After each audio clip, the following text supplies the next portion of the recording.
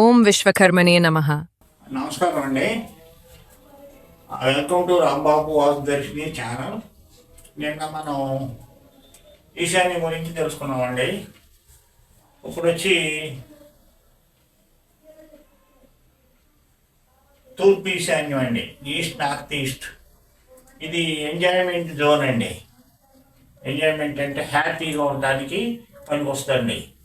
ఇది ఈ element air element అండి. షేప్ వచ్చి దీర్ఘచతురస్రంగా ఉంటుందండి. కలర్ వచ్చి గ్రీన్ అండి. Activity drawing room, waiting room. ఇక్కడ కుటుంబంతో మొత్తం హ్యాపీగా కూర్చొని సరదాగా గడపవచ్చండి. ఈ జోన్లో దోషం కనుక ఉంటే ఒత్తిడి, శారీరక ఇబ్బందులు, ఆనందం అనేది ఉండదండి. అంత అన్హ్యాపీగా ఉంటుందండి.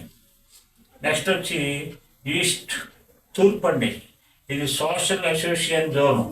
అంటే సమాజంలో 10 మందితో సత్సంబంధాలు సంబంధించే తూర్పు. ఈ తూర్పులో కనుక ఏదైనా దోషాలు ఉంటే మనకి సమాజంతో సంబంధం ఉండదండి. చాలా ఒంటరితనంగా ఉండాల్సి వస్తుంది. ఎవరికి మనం కలవమండి. ఇక్కడ వచ్చి ఎలిమెంట్ వచ్చి ఎయిర్, షేపు దీర్ఘచతురస్రం అండి. కలర్ వచ్చి గ్రీను. ఇక్కడ మనకి activity drawing room, living room, TV, showcase etcetera వాడుకోవచ్చండి.